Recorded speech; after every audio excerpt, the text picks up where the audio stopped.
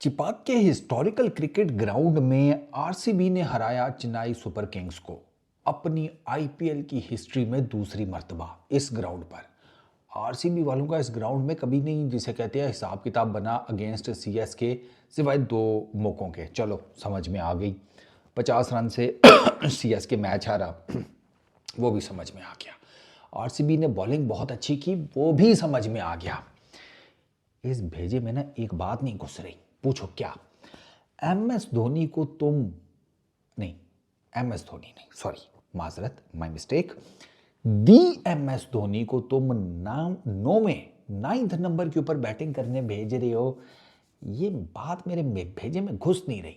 और फिर M S Dhoni ने आकर जिस किस्म की बैटिंग की, 30 रन किए 16 गेंदों के ऊपर, 3 चौके मारे 2 छक्के मारे, 190 के ऑलमोस्ट स्ट्राइक रेट से उसने बैटिंग की, तो एम एस धोनी 9वें नंबर पर क्यों आया है?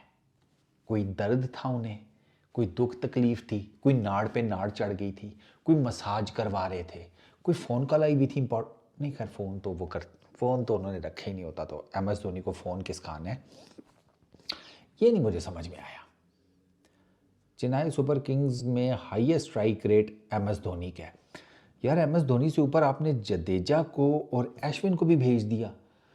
चलो दुबे सैम करन उससे ऊपर जितना मिडल ऑर्डर शुरू होता है ओपनर्स वो तो समझ में आते हैं, और जडेजा और अश्विन को एम एस धोनी से ऊपर भेजना ये मेरी समझ से बाला तार है। और उन्होंने कोई एक्स्ट्रा ऑर्डिनरी इनिंग्स भी नहीं खेली। अब जड्डू ने 25 किए हैं 131 के स्ट्राइक रेट से, अश्विन ने तो किए ही सिर्फ 11 हैं।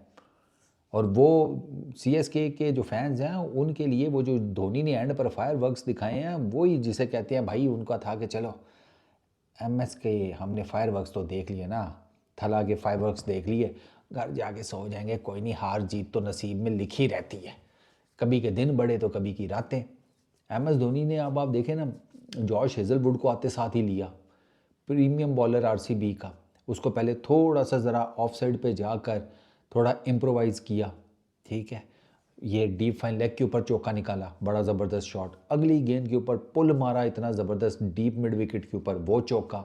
उसके बाद वो कृणाल पांड्या आखिरी ओवर कराने आया, उसको लेग साइड के ऊपर 2 छक्के।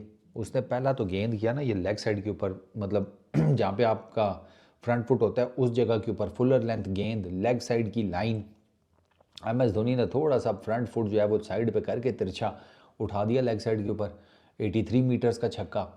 उसके बाद अगले ने उससे नेक्स्ट डिलीवरी करूनल ने सेम लाइन के ऊपर किया, इस दफ़ा थोड़ी सी लेंथ पीछे खींच ली, वो पहले वाले से भी ज़्यादा आसान बॉल था छक्के के लिए। भैया तू एम एस धोनी को बॉल कर रहा है, तुझे पता भी है कि ये तो वो जोन छोड़ते ही नहीं है, ये तो वो तू यहाँ पर उसे यॉर्कर मार, वो हेलीकॉप्टर शॉट मार के तुझे छक्का मार देगा, तुम उसे लेंथ बॉल कर रहे हो पीछे करके, वो एक और छक्का, वो ये दूसरे वाला तो पहले वाले से भी ज़्यादा ऊंचा और लंबा गया। अच्छा फिर उसने लेग साइड के ऊपर बाउंसर एक फेंका, उससे पिछला बॉल उसने ऑफ साइड के ऊपर फुलर लेंथ फेंका, वो डॉट बॉल हो गई। उससे नेक्स्ट बॉल उसने थोड़ा सा ज़रा तेज़ करके शॉट किया, वो एम एस धोनी ने फिर उसको लपेटा मारा लेग साइड के ऊपर, वो फिर डीप फाइन लेग के ऊपर चौका हो गया। तो जिस तरह की एम एस धोनी ने बैटिंग की है, एम एस धोनी का 9वें नंबर पर आना कुछ समझ नहीं आया सीरियसली। एम एस धोनी के फायरवर्क्स अपनी जगह के ऊपर, वो तो आपको पता ही है, वो अगर इस एज में भी खेल रहा है तो वो कुछ सोच समझ के ही खेल रहा है ना, कि भाई वो भार उठा लेगा। विकेट कीपिंग आपने उनकी देख ली है, वो मेरा ख्याल है फिल सॉल्ट का जो स्टंप है वो बता सकता है आपको कि एम एस धोनी की विकेट कीपिंग स्किल्स इतना अरसा क्रिकेट खेलने के बाद, फिर रिटायरमेंट लेने के बाद कितनी कोई नीचे गिरी हैं, वो आपने देख ही लिया है। 19-20 का फ़र्क नहीं आया। महंगे से महंगा घर का पेंट जो है ना, महंगे से महंगा, वो भी 4 दिन बाद जो है ना आपको थोड़ा सा होता है कि यार जितने पैसे मांगे थे उसके हिसाब से पेंट वो चमक दे तो नहीं रहा, जितना मर्जी बड़ी कंपनी का हो। एम एस धोनी की विकेट कीपिंग स्किल में 19 से 20 फ़र्क नहीं आया। ठीक, जैसा पहले चल रहा था बिजली वाले हाथ, वैसे ही अभी तक वहाँ हैं। कोई जिसे वो होता है ना यार, चलो थोड़ा सा लैग आ जाता है उम्र के हिसाब से, जहाँ पर 0 पॉइंट कुछ सेकंड्स की स्टंपिंग किया करते थे अब 1 पॉइंट कुछ सेकंड की हो जाए, 2 की, ओ भैया कहाँ घंटा, वही 0 पॉइंट चल रहा है, वही 0.16 second, 0.15 second, 0.10 second. M S Dhoni का तो ये चल रहा है। तो आज के मैच में ना ठीक है आरसीबी अच्छा खेला है, उन्होंने बॉलिंग भी बड़ी ज़बरदस्त की, लेकिन एक ये जो चीज़ है ना क्योंकि एम एस धोनी जब आए हैं उनके नीचे नूर था, और नूर के साथ वो पीछे खलील रह गया, बस ये तो दो आपके बॉलर हैं, इन बेचारों ने क्या ही कर लेना था।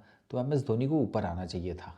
एम एस धोनी ने जिस किस्म के ये शॉट्स खेले हैं, ये 30 किया है, इतनी गेंदों के ऊपर वो थोड़े से इतने ही रन और कर जाते तो मैच सीएसके के हाथ में होता।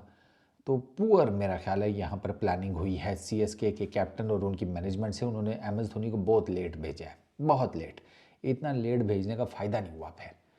अब जब एम एस धोनी में आप मैच रिपोर्ट में भी बताया, मैंने आपको बताया था, जब एम एस धोनी बैटिंग करने आए हैं यार 100 के करीब रन चाहिए थे और कोई तकरीबन बॉल्स रह गई होंगी 27 एक। तो उसमें भी फिर अगले ने 40 एक खड़का ही दिया ना, 40-50 रन। तो इतने ही अगर उसे बॉल और मिल जाते, अगर वो ऊपर आते, तो फिर देख लो कहानी कहाँ पर जाकर ख़त्म होती सीएसके के लिए। समझ रहे हो ना, बॉलिंग ज़्यादा हो जाती ना, 50 एक गेंदें जब रहती थी तब आप भेजते। तो अब मैं जैसे आपको बता देता हूँ ना, देखें ये दुबे जब आउट हुआ 12.5 में, आप एम एस धोनी को भेज देते 6-8 48 42 बॉल्स होती हैं एम एस धोनी के पास। एम एस धोनी अगर 42 तो सर उसने 25-30 गेंदे वो खेल जाता तो उसने आपका काम निबेड़ देना था। मिस्टेक, बहुत हैवी क्रूशल मिस्टेक कर गए हैं ये। बुनियादी तौर पर ना सीएसके की मैनेजमेंट के साथ वही हुआ है कि आपने ना रिश्ता कराने वाली आंटी का बैकग्राउंड नहीं चेक किया। हाँ, रिश्ता कराने वाली आंटी ने ना आपके बच्चे का रिश्ता कर दिया ख़राब जगह के ऊपर। आपने आंटी को तो कह दिया कि जहाँ पर कर रहे हो बच्चे की शादी, उनका बैकग्राउंड ज़रा चेक कर लेना फैमिली का। अरे वो जिसको कह रहे हो उसका भी तो बैकग्राउंड चेक करा लेते ना। तो आपने इतना बड़ा ब्लंडर मारा है सीएसके वालों ने, तभी फिर मैच के घोड़े लग गए। Simple is that. M S Dhoni ऊपर ऊपर बैटिंग अगर कुछ उनसे निकालना है तो। समझ रहे हो। इस वीडियो में इतनी, अपना बहुत ख्याल रखना, नेक्स्ट वीडियो में मुलाकात होगी। Peace out.